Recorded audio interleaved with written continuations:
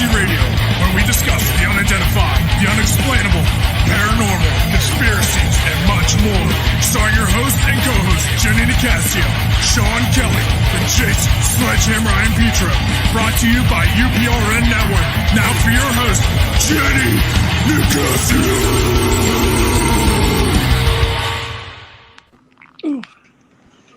Good evening, everybody, and welcome to Chasing Prophecy on UPRN Radio 105.3.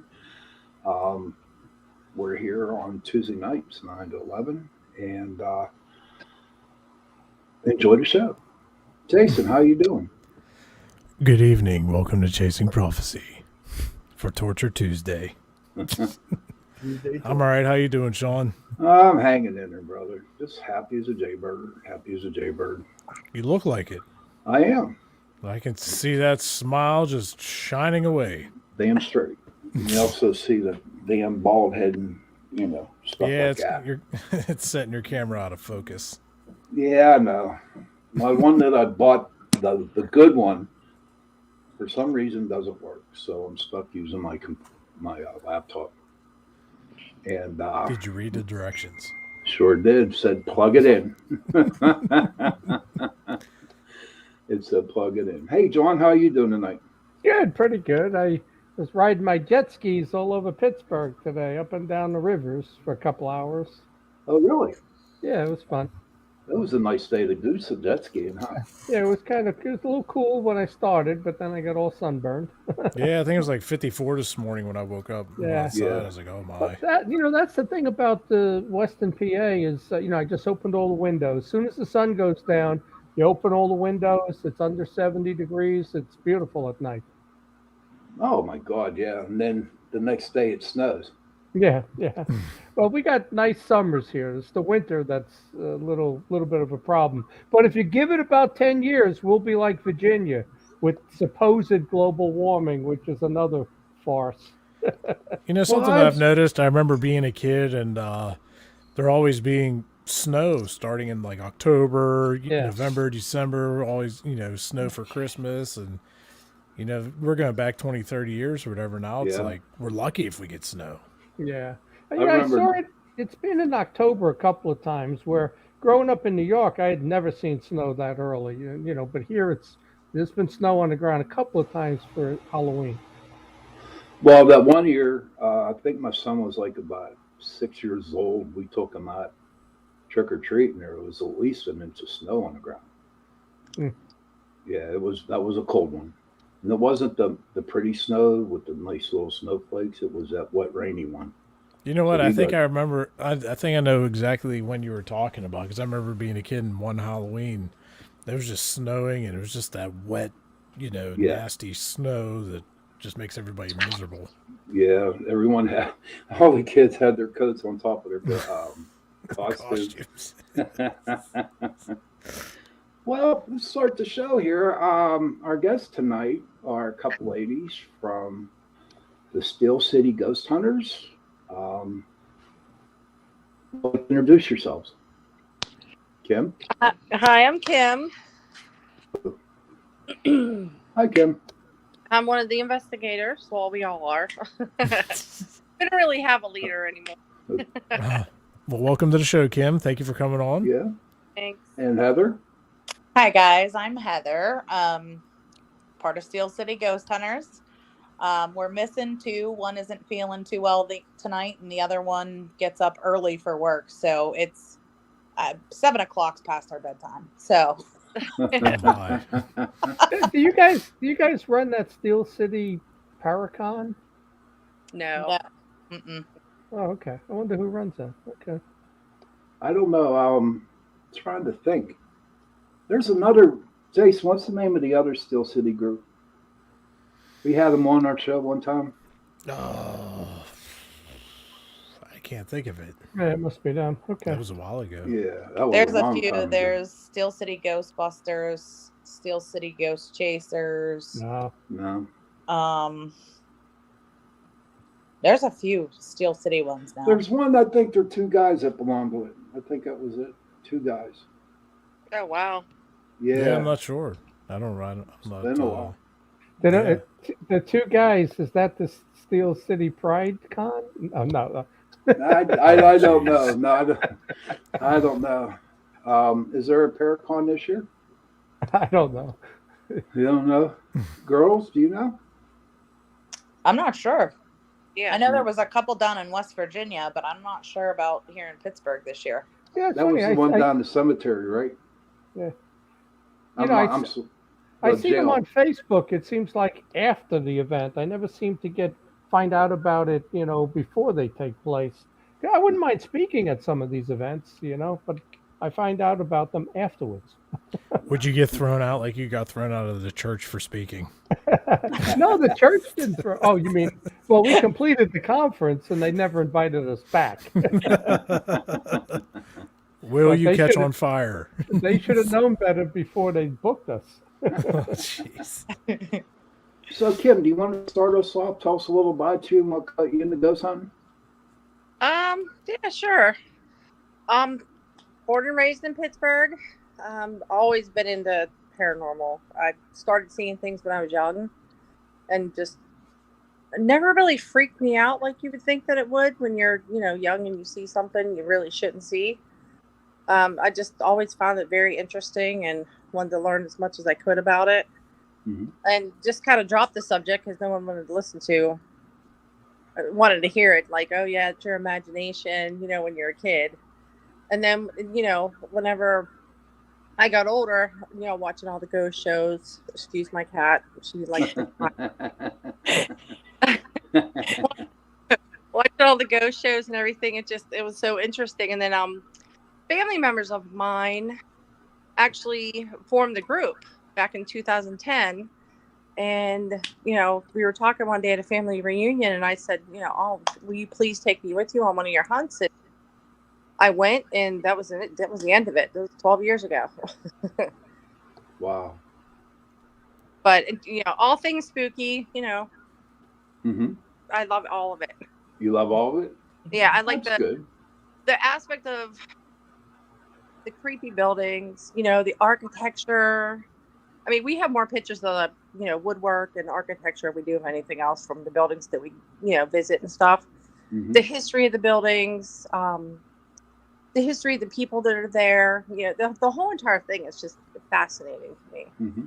And then the paranormal aspect too. Of course, when you catch evidence or, you can prove there is an afterlife. That's, obviously the most exciting. Yeah, it's definitely like an addiction, like a can of Pringles. Once you pop, you can't stop, Right. You get that one first piece of evidence and you just want more and more. Right. My first investigation, I actually caught, there was one room that I just did not feel comfortable going in. And I went into that room and took pictures. And I actually caught these white mists. They were like right in front of me. And I kept taking picture after picture after picture. And you could just see two of them. And like full body form moving away from me and then just fading out. It wasn't an actual apparition, but it was like a white mist shaped like a person. Mm-hmm. Yeah, so, there is no doubt that the spiritual world, the paranormal, it's real. The UFO field, you could question a lot of it, but spirits and the paranormal and demonic activity. To me, that's unquestionable. But then again, you can't convince the scientific community or, if you go to the psychiatric community, they want to give you drugs and tell you why what you're seeing is a hallucination or something. Right. I will have to tell you, though, a lot of the skeptics that I have friends and even my husband was like, oh, Yagans are crazy, And heard that before. After reviewing some of the things that we've caught or, he's actually gone on a few hunts with us and some of my other family members have gone that were like, yeah, you're crazy. Now they're really starting to, well, maybe there is something to this, Mm-hmm. So I have. Do you remember your first investigation where you said you caught these mists? Yeah, it was at the Judson House up, I think, was that in Erie? Yes. Yep. Yeah, we did the Judson House, and then there was another building across the street. Right across the street. Yep. Yeah. How about you, Heather? So I actually grew up in a haunted house. My parents still live there today. All right. So that's what got me started. My dad worked shifts in the steel mill. And he came home from work one night and was like, Heather, what are you still doing awake? And I said, the ice cream lady won't stop asking me what kind of ice cream I want. And he was like, well, then tell her and go to bed. So what did you tell her? I said, well, Daddy, she doesn't have peanut butter ice cream. He was like, can't you just be normal, like chocolate, vanilla, strawberry? Why's Rocky Road. Well, Right? that should have sent the ghost away for an hour to go get it and bring it back. Right. That would have been crazy if one showed up in front of your, wherever you were at. Like, here's your ice cream. Yeah, or you find it the next morning on the dresser. Well, what was melted, funny was be a big there mess. was a bowl and spoon next to, I had like a little nightstand next to my bed. And in the morning, there was a bowl and spoon there. And my dad's like, how did you get the bowl and spoon down? And I said, honestly, Dad, I didn't. The ice cream lady brought it. And so for a while, he thought I was crazy. And then he started hearing things and seeing things at night, too. Like you would hear the shower turn on in the middle of the night. You could smell what smelled like eggs being cooked in the middle of the night. Oh, wow. All right, now you're making me hungry. Right? We got ice cream. We got eggs. Where's the bacon? That's my fault. There goes my thanks. Have either of you ever brought anything home with you after an investigation where you started to have activity in your house and maybe got a little bit creepy? Yeah, I think all of us have at one point. I just doesn't that scare you though? No, actually, no. My house is haunted now that I live in, and Heather's house is haunted. My house is haunted. My house is haunted too. Yeah, I mean, we're so immune to everything now. I think it takes a lot to really unnerve us. Right? Well, there's different things that you could bring home. I mean, a ghost of a human is not going to do anything to you. But, if you pick up a demonic entity, then you're dealing with something that's totally different. Right. Yeah. So Hinsdale was the only place that ever really, after Hinsdale, I felt like there was something with me for a couple of days. And that one really did kind of bother me. Nowhere have I ever been where I was like, it came home with me or whatever. But after that one, I almost felt like something was constantly watching me. My husband and my daughter constantly have noise in the background. So a TV on, a radio on, whatever. And me, I like the silence. So they go to bed, I shut everything off, and I'm downstairs folding laundry. And I could just feel like something was watching.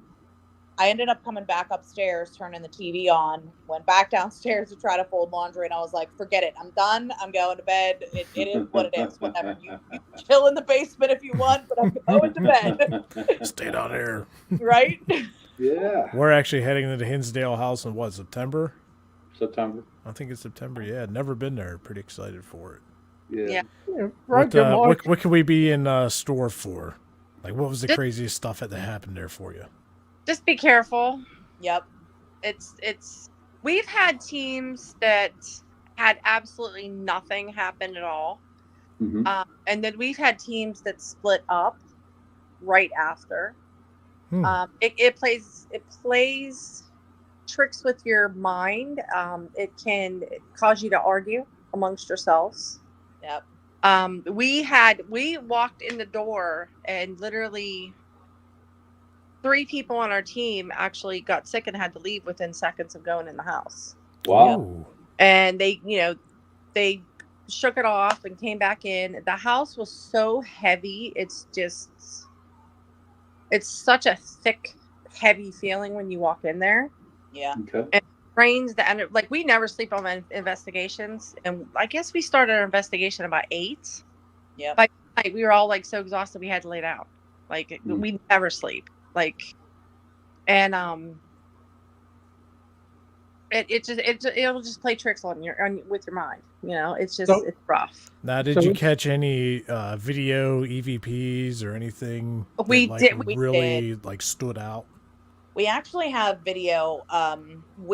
Kim said we went to sleep, and Sean, you know Missy pretty well. She was we were upstairs in the main room on the second floor, which is right across from Mary's room.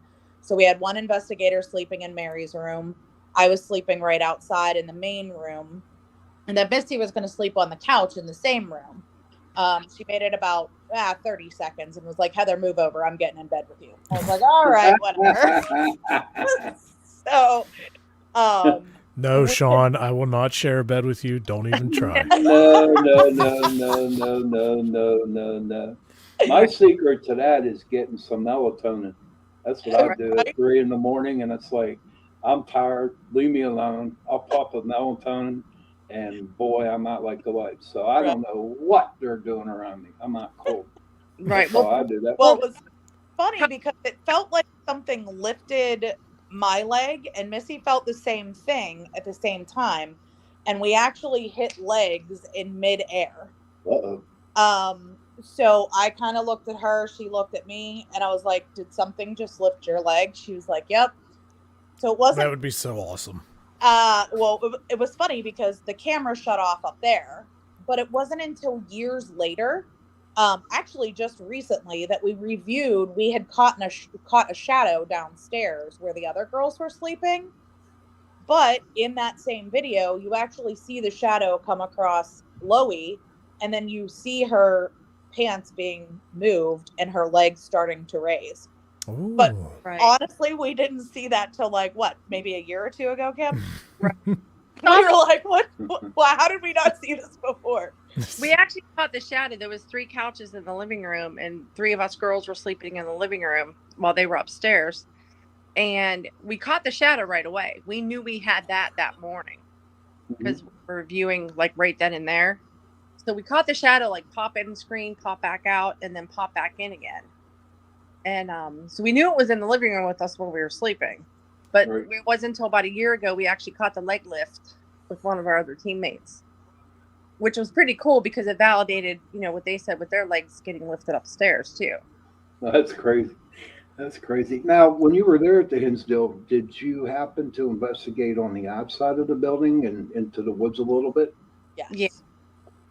Yeah, we went pretty far up on the hillside, and we were up there. It was just starting to get dark, and at one point we all thought we heard some music playing, really loud. Like a flute? No, it was more bassy, like drums or something like that, and it sounded like somebody was chanting. I don't know what they would be chanting. And then we actually saw lights coming down off the hillside. So we weren't sure if somebody lived up on the hill behind there. So we got out of there because we didn't want to get shot at. So let me ask you this. So I have 4 surveillance cameras, usually for investigations overnights. I'll set them up all throughout wherever we're at. Is there any, now keep in mind I have 4. So out of the whole house, where would you say I should set up these cameras and probably catch something? So definitely that main room upstairs. I would set it up. There used to be a bed kind of in that corner. I'm not sure where it's at right now, but right outside of Mary's room, if you can get it right there.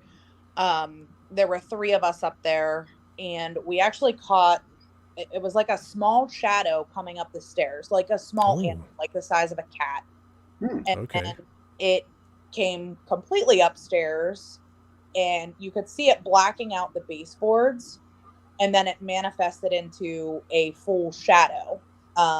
What we said was, don't call anything out here. Let's just get a feel for the place. Well, what's Missy do? What are you doing hiding in the shadows? That's her.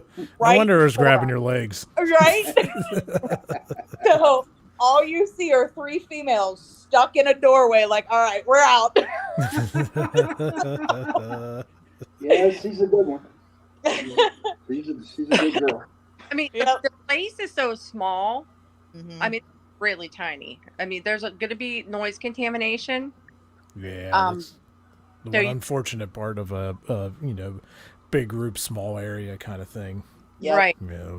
It was really cold though at one point. Like, if a couple of us were upstairs investigating, the rest of us sat downstairs quietly, and just so they could have their time, because otherwise you hear everything. Right. But at one point we were laying down to relax. Yeah, I'm sorry. Hey, welcome back. Died back. So at one point we were just settling down. So we started upstairs like, good night, John Boy, good night, Mary Sue, like all that stuff. Well, they were upstairs carrying on, so I'm yelling from downstairs, don't make me come up there. It's time to go to sleep. And the total vape block, you couldn't hear a thing. Nothing. Like, I'm yelling upstairs to them where you could hear a whisper all day, and they totally could not hear me. It was like there was just this sound barrier. They never heard it. They didn't hear us. Nope. So I remember doing an EVP session at the Belair house, and Pap and some others were being loud upstairs. So somebody got a little angry and started yelling at him through the floor. Just shut up. Yeah. John, what do you think of that barrier that they're talking about? What do you think of that? What barrier? I don't understand what you mean. What barrier? Were you awake? Oh! You're talking about where they yelled upstairs. Oh, I see. And they didn't hear it. Is that what you're saying? Yeah, that's what I'm saying. I don't know. I mean, this whole field is so strange. Have you girls ever seen like a dark, misty shadow rolling across the ceiling? Have you ever encountered that at any location? Hillview and that? What do you think that means? Because I've seen that twice. My girlfriend saw it. My sister saw it in our house in New Jersey. It's the weirdest thing. It's rolling along the ceiling like energy. It's got form, and and it's rolling, and then it kind of gets to the corner and it dissipates. It's gone. What do you think that represents? Supernatural season 2, episode 4. But I mean, do you think that's demonic? Do you think that what do you think? Something trying to be creepy. Mm-hmm. But is that just a human spirit that can do that, or what? Yes, they can. I think. Yeah, I think they're just trying to creep you out. Did it work, John? No. Did it creep you out? Oh, absolutely. I mean, the first time my sister, I was upstairs.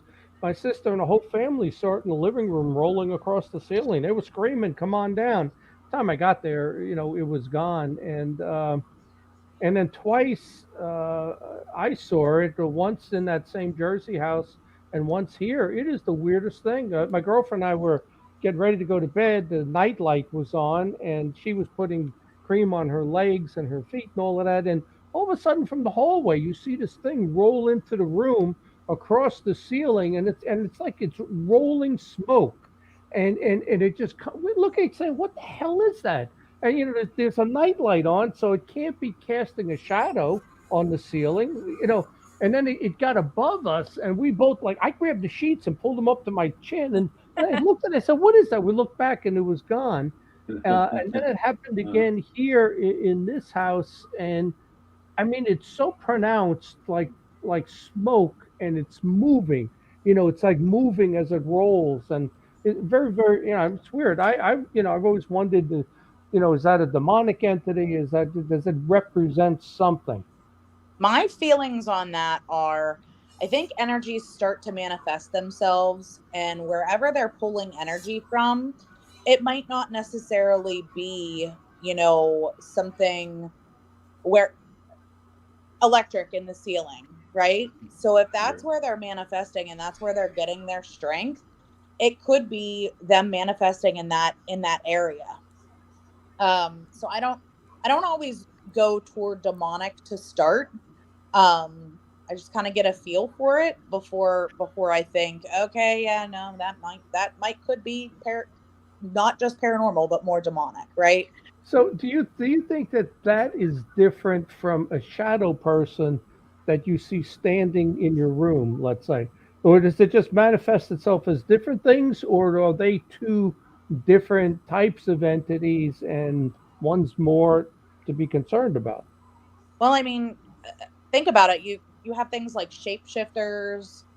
That's something that I'd be more concerned about than an apparition, a full-bodied apparition that you see. We all have our form in life and have different things that we like. So, like I tell my family all the time, keep messing with me, and I swear to God, I'm coming back to haunt you every day. I already have a list that long. Right? Right? See, Like, that is my goal when I'm dead, is to scare the shit out of every person I can. Well, See, I think when it comes to this sort of thing, I think I personally would be more worried about like poltergeist activity. Yeah.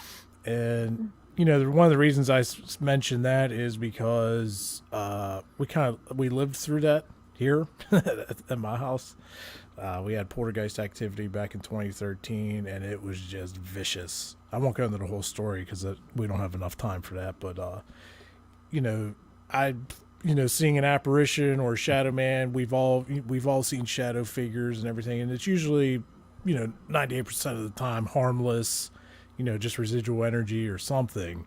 But it's when you get like the poltergeist that's destroying stuff, throwing things, that's when I start to worry. Right. I mean, I can see a shadow man all day, but starts throwing stuff at me, I'm getting out of the way. You don't know where it's coming from. Well, you don't want to concede your house to this thing. So would you leave, or would you take it on and command it in the name of Jesus to leave? I mean, what would you do if you encountered some sort of poltergeist activity? Well, in our situation, we fought against it, and we got rid of the actual poltergeist spirit that was causing havoc. Now the house is still haunted. We have good spirits here now. They're friendly, don't cause any harm. They just open some doors or move stuff around. But the actual bad spirit, you have to face this. I mean, what are you going to do? You're just going to pack up and just leave or move? No. Like, that's your home, you Right, can't, exactly. You can't give it up because you are, the current owner of your house or whatever. And it either needs to settle down or get out. So, Do you find that it stays in the house, or it follows the person to different homes even if they leave? See, that all depends on that. Now, if you would have played with a Ouija board or something like that, and you got something out, and it just attaches to itself to you, so wherever you go, I do believe that spirit will follow you. But I'd say 99% of the time, that ghost that you see is part of the house, or if not part of the house, part of the land that the house is built on. Or it could even be an item. It could be attached to something. Yeah. Right. It could be just, a picture. It could be a bed frame, an ornament. And you got to good luck figuring it out. I had activity 3 houses in a row, and it was concurrent. And I spoke to a priest, and he goes, "It's you. It's attached to you, because it don't matter if you go somewhere else. It's coming with you." But I don't know why it's attached. Well, ask it if it'll get you a bowl of ice cream. Jeez. Yeah. My question to you, John. Hi, Doreen. My question to you is, now when you moved to the different houses, did you bring any antiques along with you? I was thinking that, as an adult, nothing happened in New York on Long Island, but we moved to Oklahoma, and there were 2 instances there. 3 knocks on the ceiling 3 times in a row. Each one was louder than the prior one. And then one night I was going to bed, and we had a first floor master bedroom, and I heard an Indian chant in the hallway, clearly male, like that. It was loud, But I took the chandeliers from that house and brought them to my New Jersey house, and I always wonder now, did they attach to that because it was built in the house, before I bought it? Because everything, we brought furniture in, we took furniture out. that was the only thing I took from the house that was actually part of it, you know.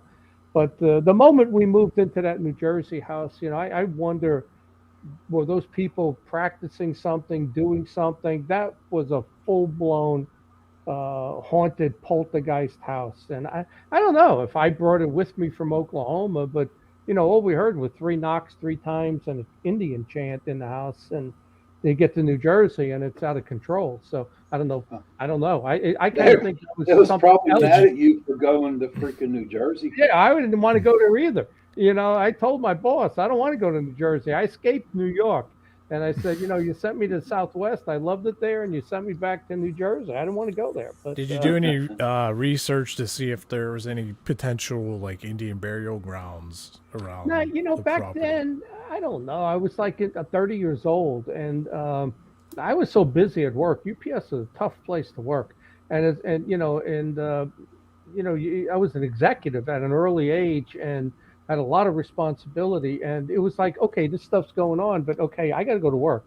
You know, and then it's like it's 6 months later, something happens. Then it's 4 months later, and you know, I didn't spend dwell on it, but the things that happened got your attention, and you know, you just knew something was wrong. But I didn't go and try to, you know, I should have. One of the girls at work, one of the managers, when she heard I bought the house on 3 Sioux Court, she goes, "Oh, we used to hang out there and have parties." And I really should have grabbed her and asked, was there any poltergeist activity in the house? Did the prior owners have any issues? I know I believe in New York. I know in New York, and I believe in New Jersey, you have to divulge if the house is haunted. Pennsylvania, you don't. Right. But New York, and I believe New Jersey, you have to divulge, you know, tell the people, you know, if they ask, I guess you're supposed to tell them. Well, the reason I was asking you if you know if, about Indian burial grounds or anything like that is the woods next to my house are actually haunted here as well, and there was some pretty bad stuff up there, and I actually caught on camera. I got 2 spirits, different times, different cameras cool. from the woods next door, but with the Indian burial grounds, you know, that are around here somewhere, we found through doing research and everything that if we make the spirits an offering, usually they will protect our property line. So probably at least like I want to say like once a year and a half, whenever stuff starts getting crazy over here, because there's portals in the house and stuff can channel through, and you know, we've had stuff follow us from over there, whatever. But you know, I'll go up and I'll take fruit and tobacco and I'll spread it out as an offering, you know, for the Indian tribes to watch the property line and not let anything cross over. And it works. Yep. You know, and when stuff starts to get crazy or act up a bit, you know, we'll go up there, put some fruit out, some tobacco. And here's something crazy. So, Sean, you remember this one. I put out a bunch of fruit and tobacco for the first time. You know, this is a few years back after all this activity and everything. And I want to say it was like, I think it was around October. All right. Now, you know, woods, there's animals and everything. You put food out, your trash, they're tearing it up, raccoons, whatever. By springtime, so we're fast forwarding the whole winter. By springtime, I went back up in the woods, and every piece of fruit that I took up there was still sitting there and looked like the day I put it there. Ain't Like that it wasn't crazy? rotten, it wasn't eaten, nothing. And I was like, okay, I was like, this is some crazy stuff here, you know. So I firmly believe in it. You know, that if you properly give them an offering, that they will help you in return. You know, that's why I was asking you about True. that. Yeah. Well, you know, I remember the day I was sitting in my backyard in Edmond, Oklahoma, reading the paper. I still get a paper delivered, and the subdivision like next to us, the builder got in a lot of trouble because he discovered bones in an Indian burial ground, and he didn't say anything, and they covered it right up and just built all the houses and everything. And I guess it got somebody, you know, told on him and stuff, and it was an article in the paper. And I remember saying to myself, you know, maybe my house was built on an Indian burial ground too. I don't know, because it was absolutely an Indian chant in the hallway. It was a male, and it went ho ho, just like that. It was a man's voice, like an Indian chant, you know. So I don't know. I always wondered that. almost like the Poltergeist movie. You know how they Right. built over a burial ground. Hey, Kim, what kind of equipment do you guys use? I was on just going to investigation? ask that. From one team to another, what is your favorite line of equipment? Do you guys break up like who does what? Like, how do you guys run your group, the Steel City Ghost Hunters? We all do everything. Our favorite is just the basics: camcorder and audio recorders. Okay. You always say you think you have the worst night ever. You're not catching it or hearing or seeing anything. You get home, you listen to your audio, you're caught all this amazing stuff. So the basics is, I guess we like to tend to stick to the basics all the time, but we use the REM pods, the Melmeter, K2s. We have laser grids, the IR cameras, the ghost box, the voice box. We pull everything. Dowsing rods we use. Depends on the location, what kind of feel we're getting. REM pod's one of my favorite too. Yeah, that's a good one. And our flashlights, we don't use the twist flashlights. We use mag light flashlights. They're you set them to night light, so you push it and then it kind of stays on, but it stays dim. Okay. And then if you touch it, it brightens up. So it just kind of dims out. That's new. Yeah, we've been using that for quite some time now. So and we've tested them against the twist flashlights, the little thing. Yeah. And we probably had 50 of them lined up one time in a hallway, and then we had the mag light in the middle. All of them were going off like crazy, and the mag light never went off. Oh wow! So when that one goes off, we know, because like if we have it on the floor, like a thud, a heavy vibration will set it off as well. But you have to touch it to make it go bright again. So that's one of our favorites too, because when that goes off, we get pretty excited because it doesn't go off that often. What do you think about using the ghost box? Which one do you have, and what is your opinion on it? We have an SB7 and we have an SB11. Right. We have an S box too. So okay, we have 3 different ones. We like them. Sometimes they're hard to hear. And sometimes I think one person hears one thing, someone else hears something else. So, okay. I like it, but I don't. What's that thing you put on top of your SB, Jason? What? Don't you put a cover on it? Oh, the Faraday pouch. Have either of you heard of the Faraday pouch for your? I have an S box, and I went ahead and I purchased the Faraday pouch, is what they call it. You put the S box in there, and then I'll usually hook up like an external speaker because the sound gets muffled or whatever. But what the Faraday pouch does is blocks all the radio signal, so you get nothing but clean, just radio signal free sound. And I also found, well, first off, I was kind of skeptical of the spirit boxes because it's like, okay, does it work? Does it not work? I don't know. So I bought an S box, try it out. And like I say, I got the Faraday pouch, and then I found that using the AM band on reverse seems to give the best results. Now, we'd hear stuff or get a response, and it's like, okay, is this legit? I don't know. Well, there was an investigation where a voice came through, and it was of a person that I knew, and other people knew this person as well, and it had the tone of their voice, and everything was spot on. So it was from that point on that I started to realize, once you learn how to set it up and, use the Faraday and everything like that, you can really, I think it really works. And that's just my experience and my opinion on it. And we've been on several investigations where we get answers. It's like, okay, and then it's over 3 or 4 radio sweeps, of bands of radio stations. So, I think they do work. I think they do. I do. I agree with you. Yeah, I agree actually. with Jason on that. I'm sorry. Go ahead. No, I agree with Jason on that. Well, thank you, Sean. We've actually, we were doing an investigation down in Carnegie, down here in the local, and we actually got some information for the historical society through the voice box. Oh, really? Okay. They didn't know the name of the one person. They didn't know he was a physician. And then after we told them, hey, we got this information, they researched it and it was right. It was like dead on. And they used to use it as a church. And like we asked, like, you know, what denomination was that, you know, what practice did you use? And it told us Lutheran. They looked it up. It was a Lutheran church at one point. So, I mean, they do work. They're just a little difficult sometimes to. Right, because a lot of time, you know, like, you know, Heather was saying, one person might hear one thing and somebody hears something else. That's, you know, the human mind. Yes. Sometimes it makes you hear what you want to hear, and not actually what you did hear. Which is why audio recorders and cameras come in handy, so you can record it and you'll be like, oh, that's not what I heard, or yeah, I missed that, or yeah, I got that.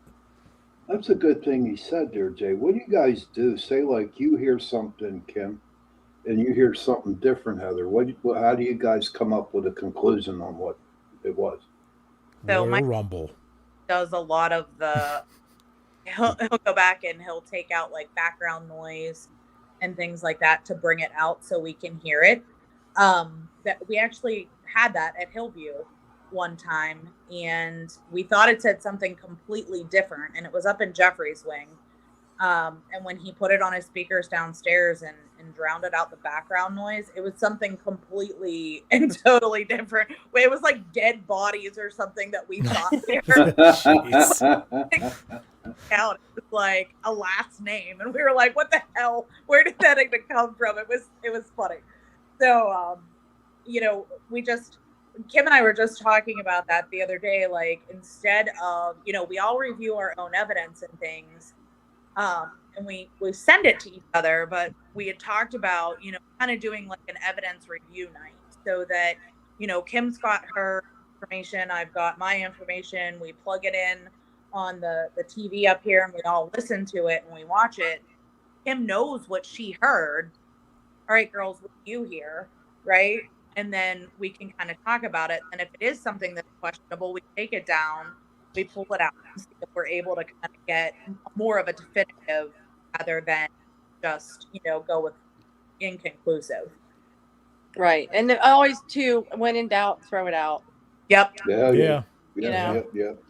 Absolutely. We've done that before, thrown a lot of stuff out. And there's a lot of times with like photos. You go through, you look at the photos. If something catches your eye, put it to the side. You know, then a couple days later, come back and they're like, I don't see nothing. And then you're like looking for it, and you're like, okay, it's not, throw it out. It's not, Right. Even when we're investigating, we try not to voice out loud a lot. But like if we see or hear something, we'll just kind of we communicate so well by looks. You know. Oh wow. Because we worked well together. So, like, I'll look at her, she'll look at me, and one of us will shake our head or, like, give you a look like, what are you talking about? You know what I mean? So it's like, okay, and if we agree, like, yeah, did you hear that? Yeah, I heard that. And then, what did you hear? And then so we don't play off of each other, because a lot of times you're in a dark building and you're looking down the hall. It's like, did you see that? And then your mind starts to create that because someone just told you, I just saw this, you know? So we try not to do that too much. So speaking of seeing things, you were at the Hillview Manor, right? Yes. Okay. Was it the second floor near the restroom where the gentleman hung himself and everything? I forget what they call that. Angela's hallway. Yeah, that's it.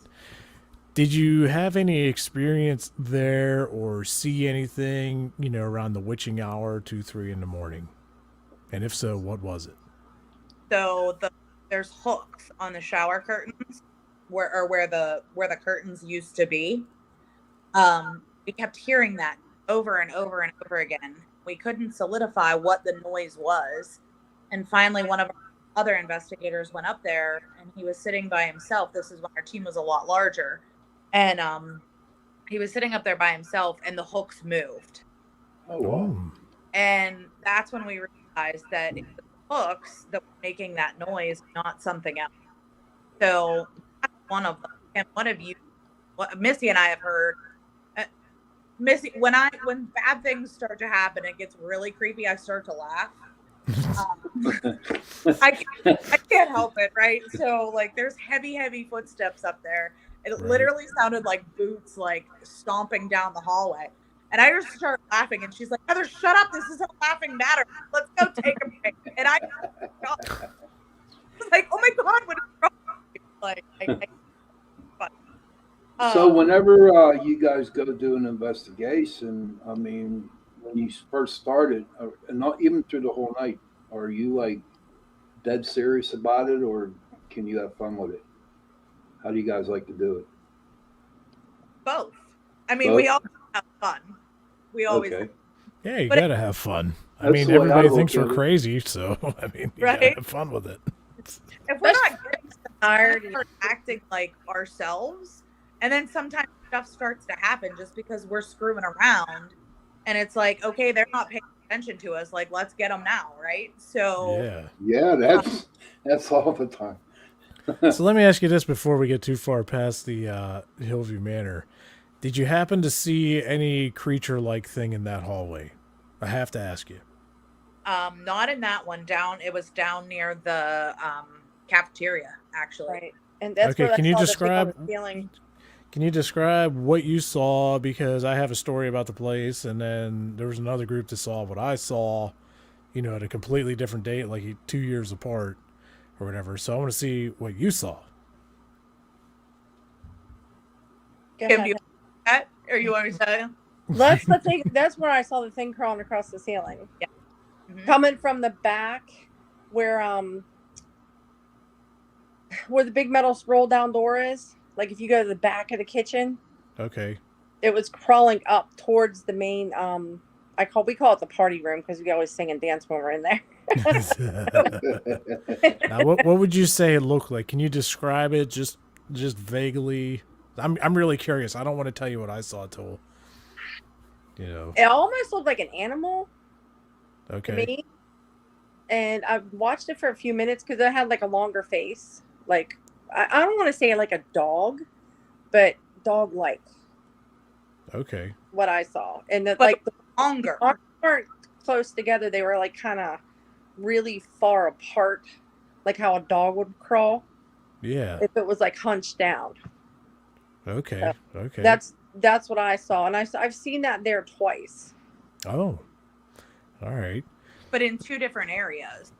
Oh wow! All on the I same wonder night. if No, the first time it was we were like with a huge group of people, and then the other time we were just with a few. I was with a few people. Okay. Well, when we were there, I remember it was around the witching hour, and it was just getting late and everything. Well, there was a group of us that said, "Hey, let's go check out this hallway." They're saying it's really haunted. You'll hear the footsteps and everything, and so we're sitting up there in the hall, and I forget how many. There was like probably I think 5 of us maybe, and we did hear what sounded like footsteps. Like Heather was describing it, it sounded okay, so that's pretty cool. It's coming from down the hall. Now, where it got creepy was there was this thing. We don't know what it was, all right, but it was kind of creeping around the one doorway, so it was like hidden in the darkness. But like you caught a glimpse of it, and then then nothing for a minute or whatever. Well, a couple of the investigators saw this thing dart across the hall into another room, and they described it almost like crab walking. This creature, it was long. It just scurried straight across, and it freaked a couple of them out. And I was like, "Whoa, what's going on?" So let's fast forward to, I think it was last year. I was on a paranormal page on Facebook or something, one of the giant groups that's on there, and somebody else from another group posted very similarly describing what we saw that night. Oh wow! So that's why I was wondering what you saw. Wow. So it kind of sounds like we may all have seen the same thing initially, but we each perceive it a little bit differently, for Right. description wise. But that's really cool. I think that I'd say that's a solid 3 different groups may have seen the same thing. Now let's see if we can get it on actual like video. Right. That'd be cool. That'd be sweet. Next time we go up there, I'm just gonna surveillance that whole hallway, put cameras. Yeah, and we whatever. saw it in the kitchen.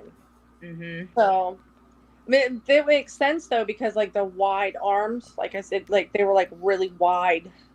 Yeah, it was real long, low to the ground. Right. It was almost like a crab walk and just darted across the hall and That's freaked great. a couple people out. And, and then finding that another group saw the same thing, and then us talking about it. So it's something there. I just don't think any of us know exactly what it is. Right. John, do you have any questions, any theories, something like that? They come to your mind?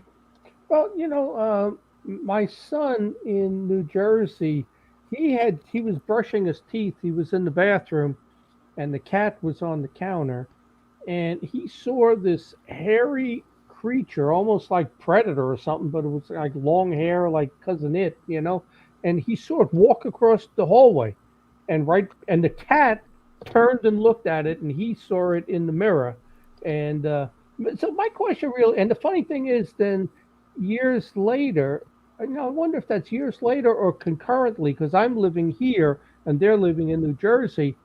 I go to my first UFO conference in '99, and when I come home from it, I have all of this lucid dreams and paranormal activity, but in a dream, and I know it was a dream. That thing is standing next to my bed, and I'm waking up like every hour at night, like it's there, and before I even open my eyes, I'm swinging my fist at it, and one time I hit the headboard, almost broke my wrist. But is there a significance to particular types of creatures that are seen? That's why I asked you about the rolling black orb compared to a shadow person. So now you see a creature, a shapeshifter or something, a creature. And the odd thing is I see it in a dream here, and my son physically sees it in New Jersey, right around the same time too. Now, did your son see this first and then tell you about it? No, he told me years later, because I didn't start to document this until 2014, when I think the activity turned to demonic, and I decided I'm going to now document it, and then later in 16, I decided I'm going to write a book about this. So, and my kids told me stuff afterwards that I had never known before that happened to them really in the New Jersey house, because we had gotten divorced, so I didn't know what was happening, and they never told me, So no, they didn't. He didn't tell me about that, and it's odd that we have a similar experience 300 miles apart. That is very interesting. Before we go on, I got to thank our sponsor, Carnation, for sponsoring the second hour of the show. So thank you, Carnation. Thank you, Carnation. Does Carnation have chocolate milk? Coffee creamer, chocolate Coffee milk, creamer, breakfast essentials. Yeah. But Kim, have you ever been down to the Bel Air house? Oh yes, we go one year as our girls' weekend trip. Do you stay one night or 2 nights? We say 2. Have you experienced now? Because we were there twice, and we talked to the owners, because the first time we were there, there was some stuff, nothing too crazy, and then the second time it was just hammer down nonstop action, and that's typical. The owners actually said, I asked them about it. I said, hey, listen, last time we were here, there really wasn't a whole lot. Is that common? And he said that usually the way that house operates is they'll be really active one weekend, and then the next weekend not so active. Kind of re-energizing, I guess. Or one night, recharging, and then the next night, yeah, it's completely different. Yeah, awesome. So we got lucky that we got to experience both. The first time was pretty calm. There's a couple things, and the way the house itself changed, like the feeling of it, feel it. That was the biggest. But the second time we were there was just awesome activity. So Oh, what yeah. what did you guys experience down there? Heather, go.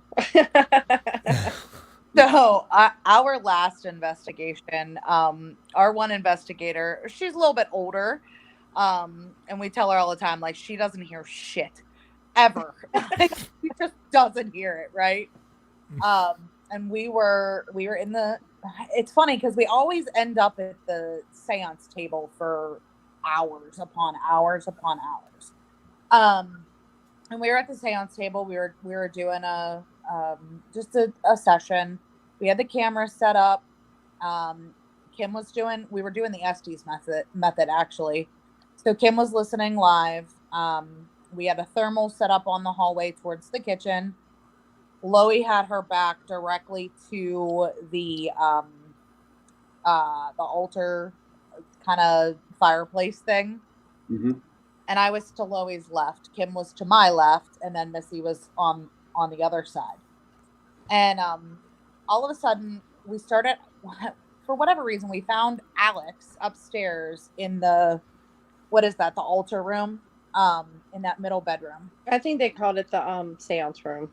Yeah, and that's where we always get ready for whatever reason. So we had all showered that morning, and Kim was looking at the stuff on the wall, and it was talking about Alex. So Missy started a line of questioning about Alex, and he had spent some time in a psychiatric facility. And she said something about why were you in the psychiatric facility? And then all of a sudden, something came from the hallway right around behind Loie. It actually brushed its hand across Loie's back, to the point where I got up and like moved toward Kim, like, I'm stuck back here, like I'm gonna move over here. Because that place, I'm always afraid, like, are you gonna get scratched? Are you gonna get, like, you never know. Sometimes that place is real quiet. Sometimes that place is off the hook. And the first night we were there, it was real quiet. Second night we were there, not so much. Could you actually feel like the next day, feel the house change? Oh, yeah. Its energy. Oh, yes. Yeah. Last few times that we went there, the first night we were like, we had activity. We had like whistles all night. We were seeing flashing lights. We had, the typical sounds, noises, that was kind of cool. We were getting responses on our equipment. And then when we were fine. And the next night it flipped. It's like the house just flipped the switch. Mm-hmm. And it just felt like unwelcoming. I mean, because we spend the weekend there. We eat there. We sleep there. We, goof around. And we usually start about 5 o'clock Friday and leave Sunday morning. Mm-hmm. But the last few times we were there, like Saturday night, it just changed so much. Yeah, that was like the first time we were there. Friday was all, this is awesome, this is fun. Yeah. You could feel positive energy, and then Saturday there wasn't a whole lot of activity, but the demeanor of the house itself. Oh, it was crazy. Like, it just took a trip to the dark side. Yeah. Right. So she's gotten scratched there already, up in the attic. She's gotten her hair pulled where we were sitting at the table to the point where her chair flipped backwards. And if her knees weren't underneath the table, she would have literally landed on her back. Yep. And they were all like second night incidents. Like, night there always seems, just chill. And then the second night, we call it like Little Hinsdale because the atmosphere will change on you. So, what about the cellar? We don't really spend a whole lot of time in the cellar. Oh, you don't know what you're missing. You should. You should. Take my word for it. Yeah. We had a couple flashlight responses down there, and we've had we've never really gotten a whole lot of activity down there. Honestly, Go down there, set up a couple surveillance cameras, okay, and go down there a few times. Okay. Go down there early, maybe do an EVP or something. A couple hours later, and then like maybe shoot to finish off the night down there like 2 or 3 in the morning, and see what happens. Look at the cat. Here, she is like all. She's been. Your cat looks ginormous I know. because she's right on the camera. Sorry, John, do you have anything to say, John? Oh, I'm sorry. Well, that same type of atmosphere, I had that here also too. People would come over and they'd say, John, your house just feels so dark, so heavy, the atmosphere. And I remember when I brought the priest in, and we did drive it out for about 6 months. And my daughter-in-law, my son and his wife came over, and she said, wow, your house, it just feels so fresh, like it's not that heavy atmosphere. But that was when whatever was in the house, I was convinced was a demonic entity. And it just a total different feel to the house. And you knew something else was there, but of course I was hearing it also and being poked, so I knew it was there. Oh yeah, I can relate with that. Before the before the poltergeist had enough energy to start causing havoc here, I remember there's like certain parts of the house just felt different. There was we found that there was a portal in the one basement, and I was like 25 at the time, and it's like I find myself running through through the basement because it's like, ooh, there's like a chill spot, like something's not right, and you could just feel like some kind of heavy, like you're describing, and then once it festered enough and got enough energy, started creating havoc to let us know like it was here, and then we had to go about to get rid of it, and then once it was gone. Like it was just super uplifting. Like it just everything felt lighter and you could breathe easier. Yeah. It's crazy. Now, Kim and Heather, have either of you encountered smells? Like death, like something rotting, a smell like that. Have you? That's usually not good, right? No, Well, I had that too. I'll tell you about that. But go ahead. Tell us if you've run into, because I asked. I didn't know. I was like a UFO person at the time, and I was into none of this stuff until I was 41. So I didn't know anything about any of this. Welcome stuff. to the rabbit hole. Yeah, and so I get into the UFO stuff because I really wanted to write a book on it. I had a lot of ideas for a novel. And I'm looking into that, and then I end up with all this paranormal activity, which I knew absolutely less about. But I would talk to the ghost hunters, like, what does this mean?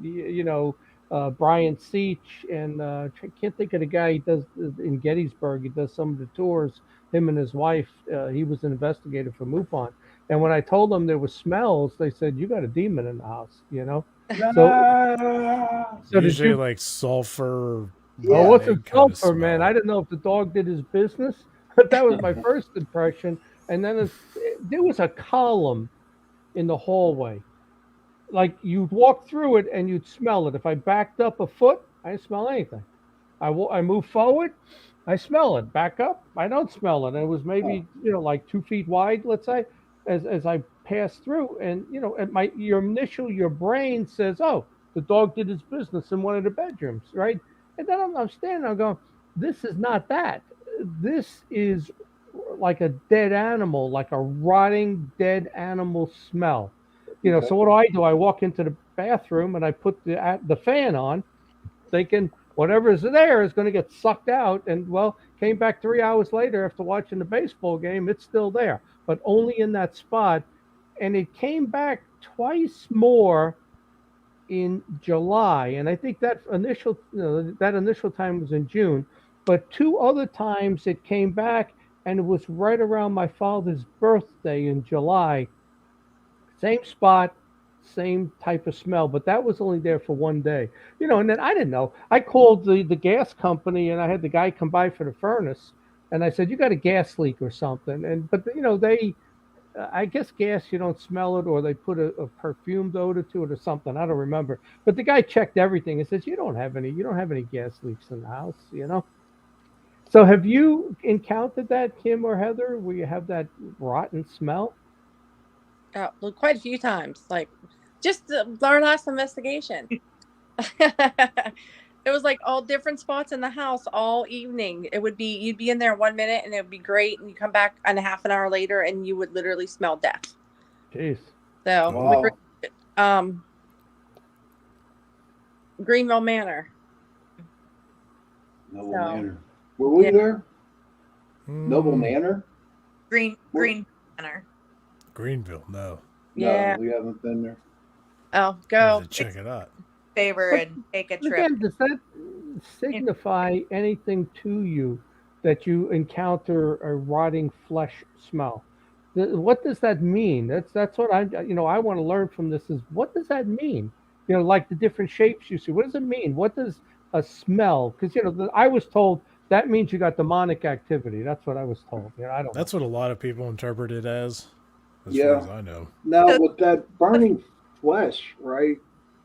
Was there a fire in that building or in that particular pot where somebody did die from being put on fire? Well, and that's what I was just gonna say. The place that we were just at was a funeral home. So, smelling rotting flesh or things like that. Is it something? Again, my first instinct isn't to, oh my God, this is demonic, right? My first instinct is, what is this and why? Why is it taking on the smell of rotting flesh? So, it was a funeral home, and the building was late 1800s. I don't know when they started embalming bodies. Mm-hmm. The Amish still don't embalm bodies, right? No. But so when did we start to embalm bodies? Is that something that is, again, something that's residual? So just like sound, is it a residual smell that comes through there? So that's just my thought process on it. Like I said, I don't always go straight to demonic. I don't discount demonic because there's definitely, I think, demonic activity out there. But I always try to think back to see what could this potentially be. So did someone catch on fire there and die, and that's why you're smelling rotting flesh? Or, like they say, you can smell this kind of perfume, from females in different places. So is it the same thing where something bad has happened in that spot, and that's the smell that you're getting because it's that residual type of a haunt? And I don't think that there's any way for anybody to really know those answers. I mean, that's why we do what we do, to try to figure it out. Right. Everybody can have their own theories on it. Yeah. But why something takes a certain shape or why something smells a certain way, like Heather said, it could be a residual thing. It could be, the creepy crawlers or the ceiling dwellers. That to me, that's just, they're trying to creep you out. Because they know while you're there. They, right. But they don't realize that we've been to a lot of investigations and to a lot of haunted places, and it's not going to affect us. Right. And it plays on fear, right? Right, exactly. So if it causes fear, what's going to happen? It's going to keep to manifesting, right? And causing more fear. And that's what it wants to do. So is it something that's trying to create fear, and that's why they're doing it, and using that type of a smell and using that type of a, odd shapeshifter type of form? Or is it something that's truly where they're manifesting or how they're manifesting? We don't know. And those are some of the answers that we want. And Lord, I wish they could tell us how we could get that out of them. Just ask them, and they'll give you your set up all your spirit boxes with recorders. I got the perfect example of playing on your fears. Prospect. We have, I swear, Prospect Place? Yes. Yeah, that's a cool place, yeah. Yes, it's one of our I didn't get well. nothing from there. We had the bat from hell. I swear to you, there was one bat in this building, and no matter what room we were in, that damn bat made it into that room. We actually had it bust through the plaster. Really? Every time like the Kool-Aid man just come rolling in hot. When that happened, I'm like, all right, now it's messing with us. Like, it's using this bat to get us out of the room. Because it would, no sooner we'd start to have activity in a room, And then the next thing you know, we're getting dive bombed in the head. Should send him to the bat cave. Yeah, I know, right? We were getting dive bombed by this bat. We even went in a room, checked it, shut the door, started our investigation, and as soon as we started getting activity, the freaking bat ended up in the closed room with us. Oh, How? wow. I have no idea. We have a May, I hope I pronounce her last name right, Gagney. She says that she played with a Ouija board, brought something through, and it was evil. My cousin said they asked where the devil lives, and the board spelled my name. Ooh. Long story short, it pinned me to my bed and went through my toes and came out my mouth. Then immediately after you heard wind engulfing me and went through my toes and came out of my mouth. My house went from heavy to light and no more fear. Thank you for sharing that, May. Thank Oh, you. Yeah, wow. I should add with my situation, I got the impression whatever that was angry, and because I said I smelled that, I put the fan on and went downstairs. So then I'm watching the baseball game. My Doberman comes over. He's 110 pounds, right? He lays across my legs. We're watching the Detroit Tiger game. We're watching it. All of a sudden, on the wall, the loudest sonic boom you could ever hear. Boom! Wow. The picture flips up about an inch, and I got two Indian headdresses, and the feathers blow to the side. And the dog and I simultaneously turn to the picture. So Huh. he heard it, and I heard it. And there were times that the dog heard it, and I heard it. Other times I'd hear something, dog didn't hear it at all. So some of it's telepathic. And then I, at 3 hours later after the game, went upstairs to go to bed. The smell is still there. I turned the fan off in the bathroom. I go to bed. I put the weather on. The dog sleep like laying on the chair in front of the footboard. I'm watching TV. I see the dog's head, and in my bathroom again, the sound was like a sonic boom. It's incredible. Boom! Again, both the dog and I turned to look at the bathroom. But it's funny. I didn't know anything about this stuff, and it didn't scare me. It made me mad. It's actually what it did. So I turned the weather off, and I rolled over, and I went to bed. So maybe that pissed it off. But I just there's so many strange things like that happened. And it's funny too. And I just mentioned it to Fred Saluga, with MUFON. I said, it didn't really occur to me that at the time I was on television with the History Channel, 2014 and 15, 2 seasons with the Hangar One TV show, was when the bulk of this activity started here. 2014, June 6th of 14 until April 23rd of 16, and 14 and 15 is when I'm on television for the UFO show. So I don't. In my instance, it seems to me the UFO activity I'm involved in brings in this demonic stuff or poltergeist stuff. I don't know. Could it possibly be an alien? Well, there were people that it's funny if you talk to the UFO people, they say it's alien because in 2009. At 5 a.m, I'm sleeping, and my bed looks right down the hallway the way it's set up. I wake up it was exactly 5 a.m. because I looked at the clock. I wake up stark awake, and I look. There's somebody standing down the hallway, and I'm looking at this thing. I'm like rubbing my eyes. I'm looking. He's standing there, and he's backlit.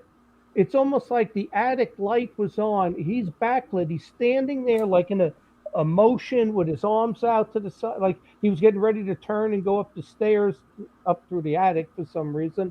And he's standing there, and I caught him, and his head was above the door frame, which is 6'8". I measured it. So he was over 7 feet tall, 7'2", let's say. The weird thing was he had a square head. And wow. that's why I was thinking alien. And the UFO people say it was a helmet. And you couldn't see any clothing, because it was backlit. It was almost silhouetted. I couldn't see if he had clothing on. It was skin tight, like a spacesuit, or he had no clothing on. You know, and I'm assuming it's a male. And the thing had about a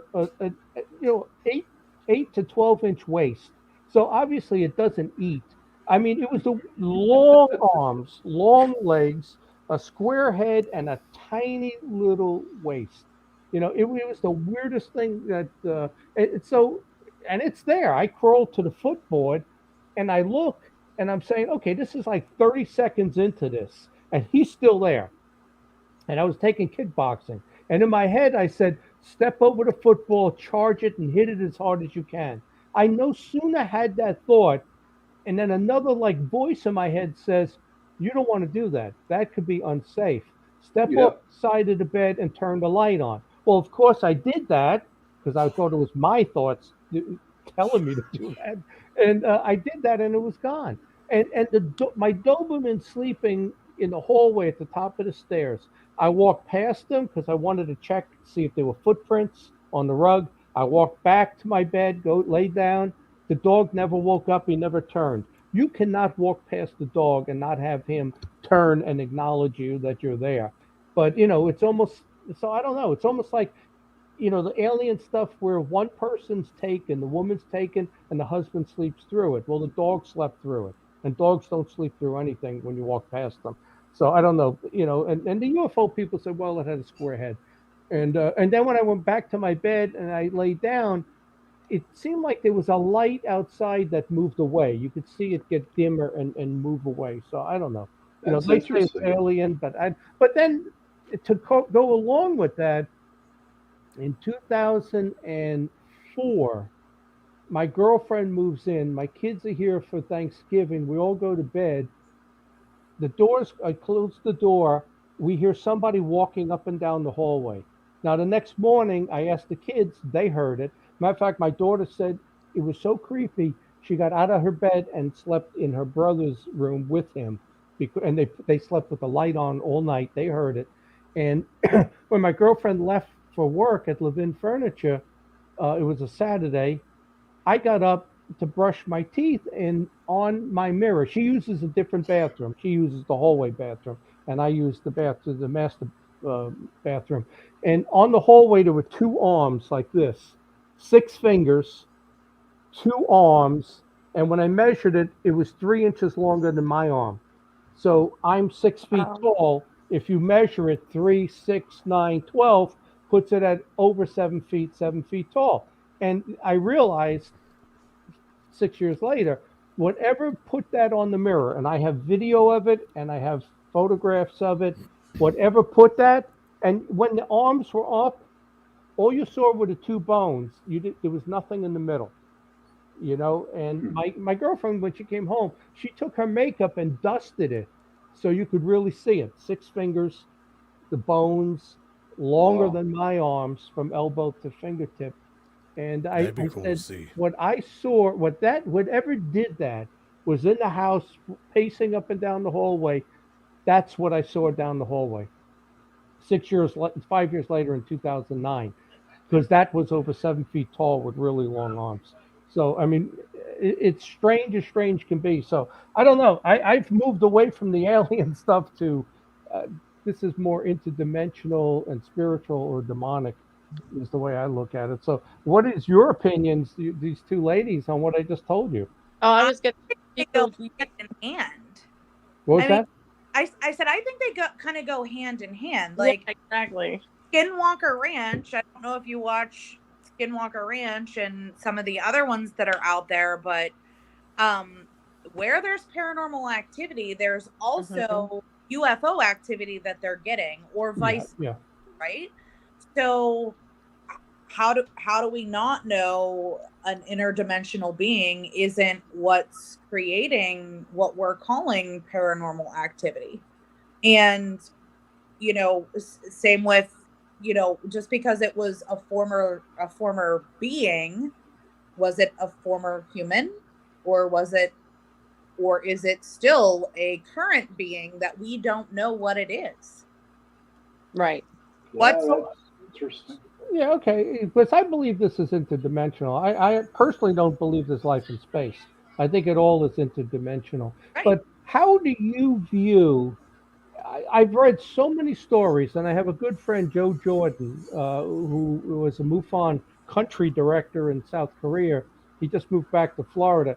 He wrote a book called Unholy Communion, where he was an atheist, but the more UFO investigations he did, he started coming across people who, religious people that when they saw that gray alien in the corner at 2, 3 in the morning, screamed, "Jesus Christ, protect me, God!" They started praying, and the thing backed away and disappeared. He came up with initially 150 cases Wow. where the person called upon Jesus or God or wherever they prayed to, and it backed away. I think he's up to 400 cases now.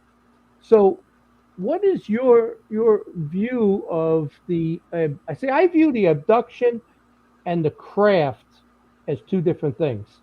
With MUFON, we would investigate the craft and use websites and look for what was in the sky. But then there's a different group of people who investigate the alien abduction. I view those as two separate incidents. So, what do you think of that gray or alien being that's not a shadow, but a creature that gets involved in the alien abduction? Do you think it's a demonic entity, or do you think it's an alien Uh-oh. or angelic? You know, Saved by I the think Bell. we kind of, I personally think it is definitely angelic, since the people would say, you know what, they pray and say, God help me and whatever, and the thing backs away. Well, here's a why would it question. back Here's a away from question. it if it was angelic, though? Well, here's a question on that. So you're saying that people get startled and they they start Jesus please save me and everything. Now, just from what I'm thinking, okay, so if you are startled, you jump up and you see something right there, is that just a reaction for a lot of people? To be like, God, please save me from this thing, like they're scared, so it's like, please save me from this, and whatever it is just hears us yelling or freaking out, it scares them, and that's why they disappear? Or do we think that it is something more on the demonic side, and then saying praying to God real quick scares it away? Well, here the research I've done, and Joe Jordan also, and others, and we're a small minority in the in the UFO community. Is like when I was having activity, I didn't know what to do, but it kept coming, kept doing it. When it ramped up, and I found out what to say, when I mentioned Jesus's name, it stopped. So there's something about that name, where Joe Jordan's research too, where other people might tell it to go F itself or show yourself how smash you want. It kept doing it. But in the instances where prayer came in, or you called to God or Jesus, the thing backed away and left. So there's definitely something about that, because, in my opinion, Jesus was a real entity. He was God in a human form. And I don't believe that the demonic can deny his name. They have to respond to it, at least everything that I've read, in the exorcism demonic field. But you talk to the UFO people and they all say these are aliens.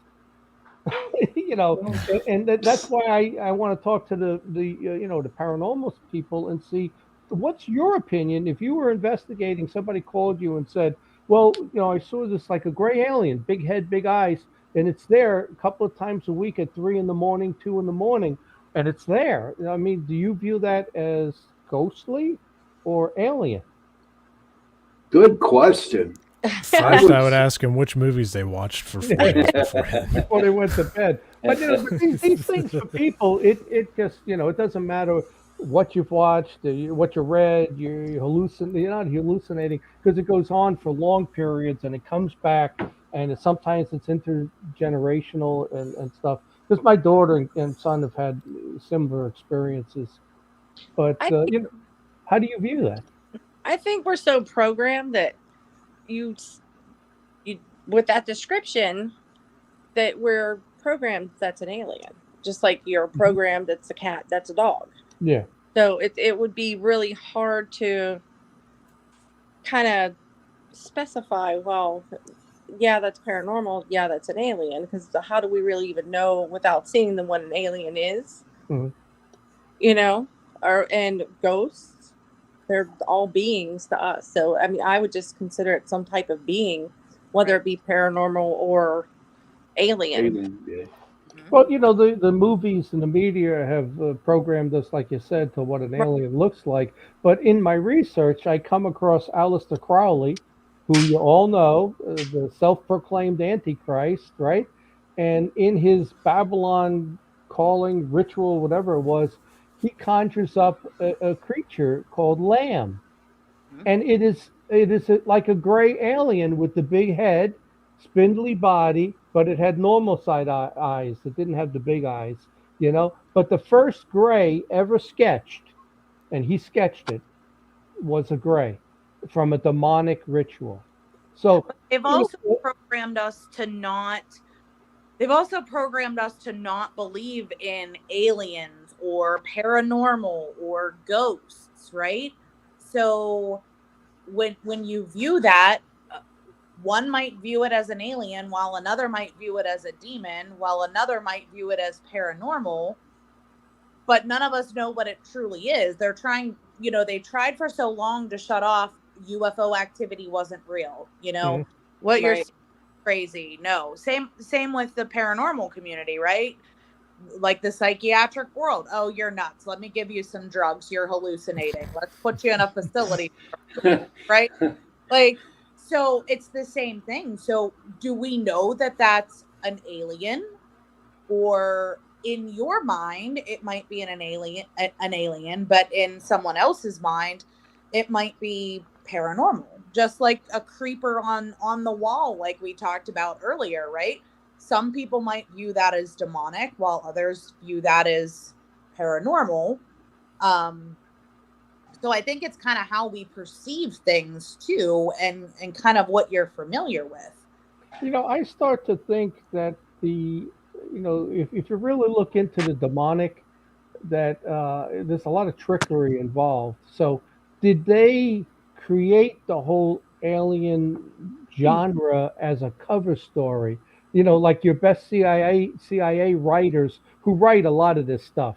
I've looked into so many cases that when you dug in, they fall apart as far as the UFO story goes. It's almost Where we like going, somebody's Kim? writing the script for this stuff. But so, is the gray alien a cover for a demon because the demons are really behind it?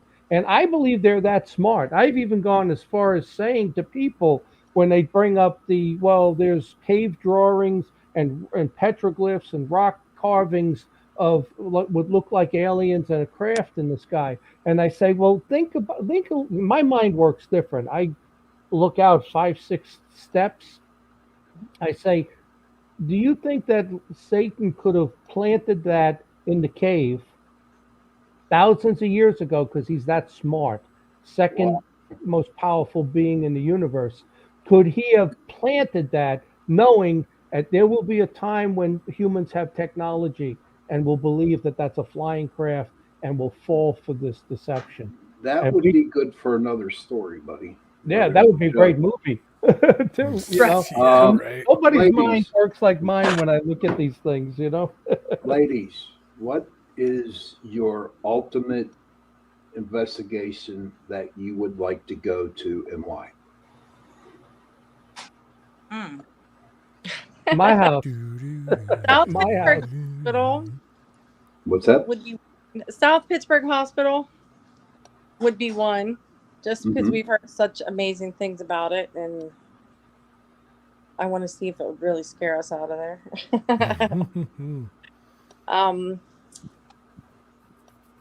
There's another one, Alcatraz.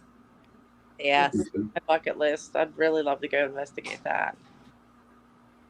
We like our prisons. Heather. So for me, I mean, your ones here in the U.S., those are bucket list locations, but those are places we can get to pretty easily, right? So for me, Island of the Dolls. No way. Ah, No way. Where is yeah. that? Where's that No, No thank located? you. way. No way. I'd like to take a little trip to Island of the Dolls, and then No. I'd like to hit some of the old castles in Ireland. Oh There yeah. you go. That I would be can do sweet. that. That would be be real nice. cool. That- Where is Island of the Dolls? Where is that? Isn't that in Japan? It is. Maybe not.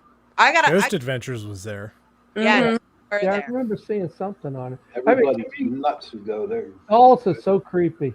You Oh know, my to me, God. they're an imitation of life. I'm And right there. Dolls are creepy. And my sister had a story back.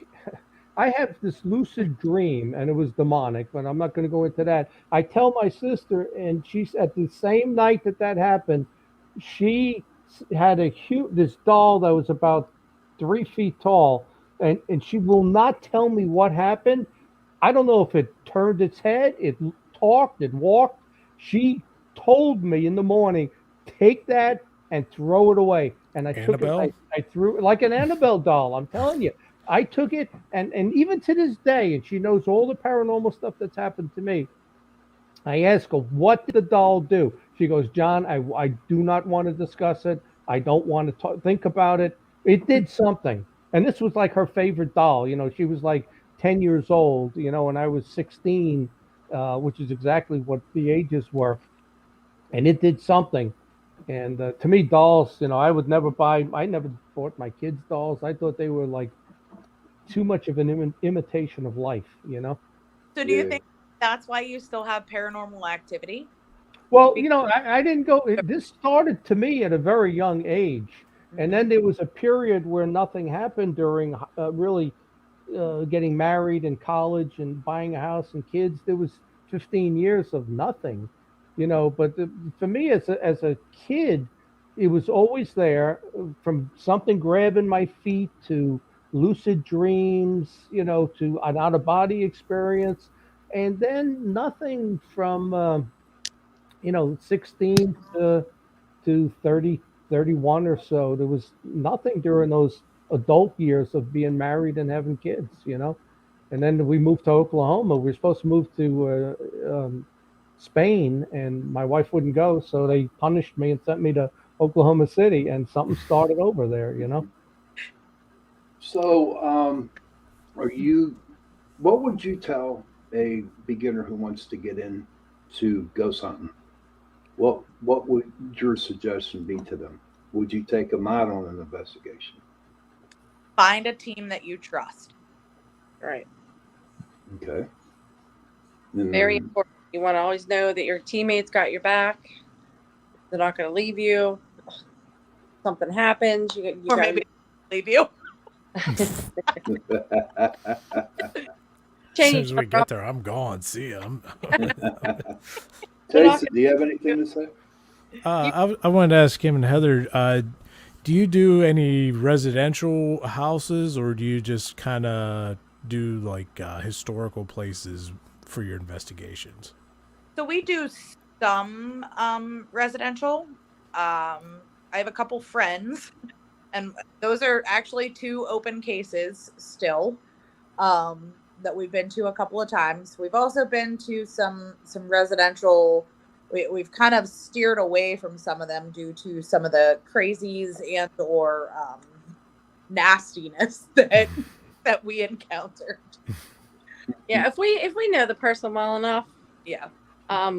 yeah, we'll do it if they want us to. You know, Okay. I kind of Okay.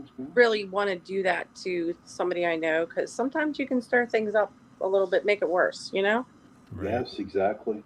So- How many times have we gone to places, Jason, that we had to like clean it up a little bit? Yeah. Other groups Yeah. been in, yeah. Yeah.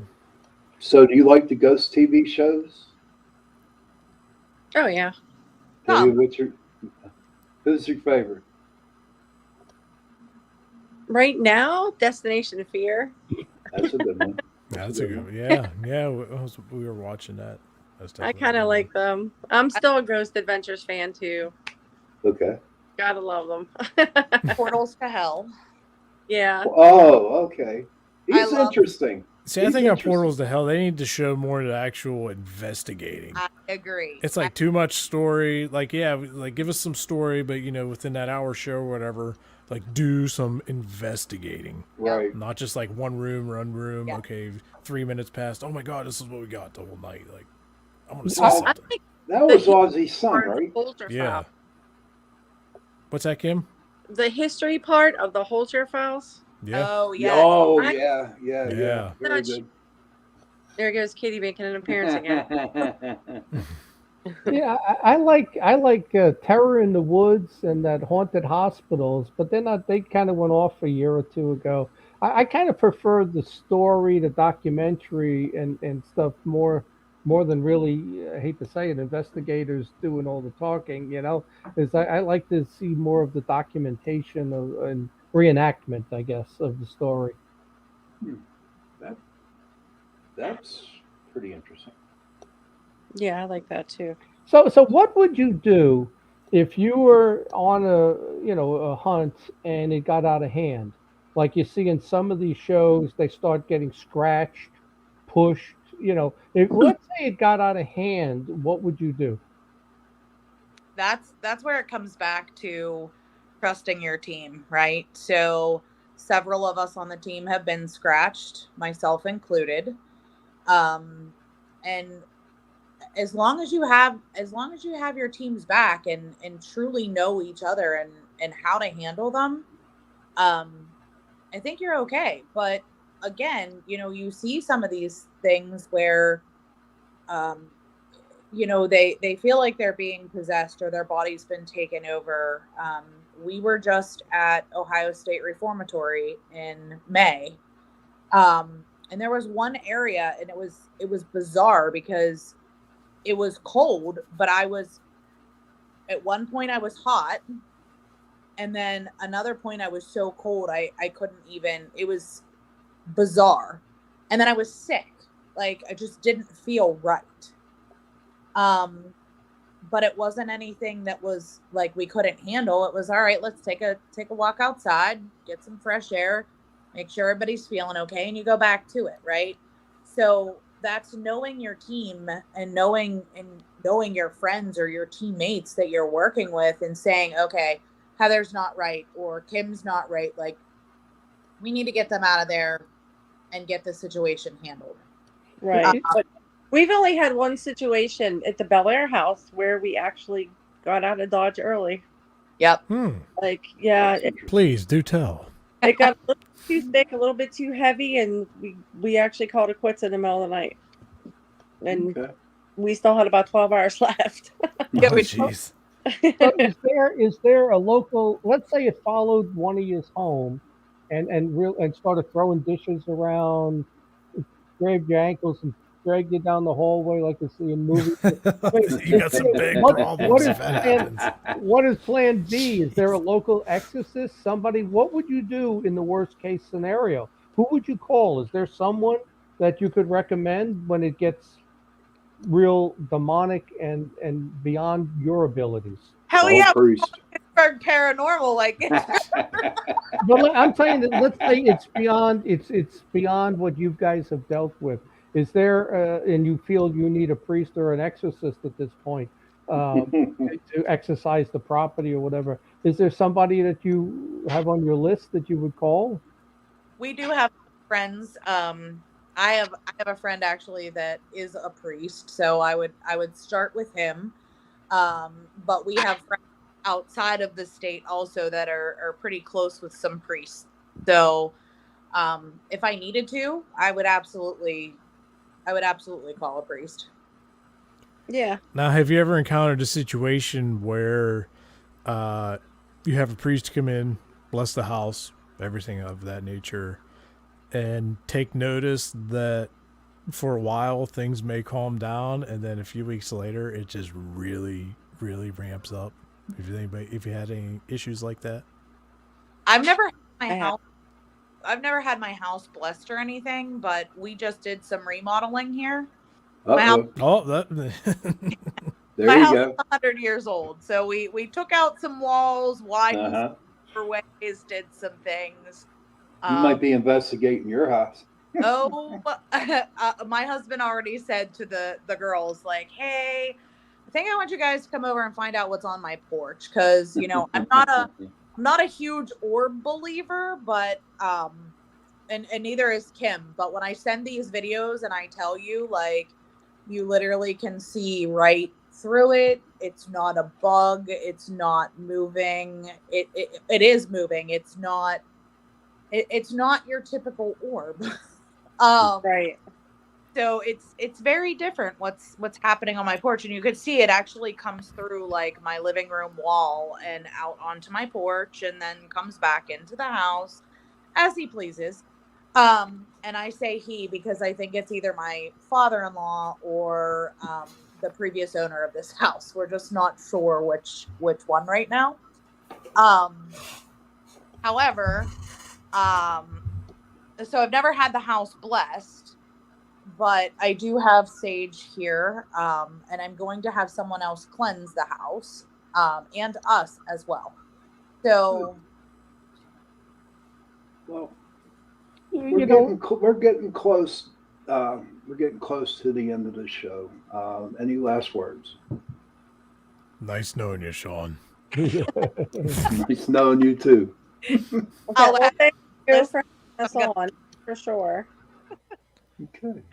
Yeah, How we can appreciate it. how can anybody get a hold of you on Facebook, websites, if they want to check you out or contact you? Do you want to share your contact info? sure. So Facebook, you can check us out on Facebook, Steel City Ghost Hunters. We do have a website, steelcityghosthunters.com. That's not really up to date. We don't really use the website very much anymore. We are on Instagram as well, and then YouTube, all under Steel City Ghost Hunters. Sweet. Melissa just said, "Great show, everyone." Thank you, Melissa. We got to get it. We got to get her on. I swear. I asked her twice and she said no. So, but we'll let her. But again, everybody, thank you for tuning in. John, thanks for filling in. yeah. Stepping up. And your guy Travis Taylor from the Skinwalker Ranch, Dr. Travis Taylor. Yeah. He's going to be speaking at our UFO conference. Well, it's going to be the Philly conference, but I'll get him to the Pittsburgh one here too. And he is actually working with the Pentagon now on the UAP team, like Project Blue Book.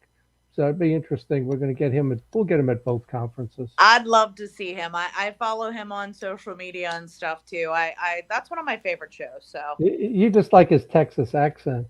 I do like. Well, everybody, thank you for our listeners. Thank you for watching Thank the you show, for listening to the show. tuning in to Torture Tuesday with Chasing Prophecy. Thanks for having us. Yes, Good night, thank everybody. you, Steel City Ghost Hunters. Thanks, guys.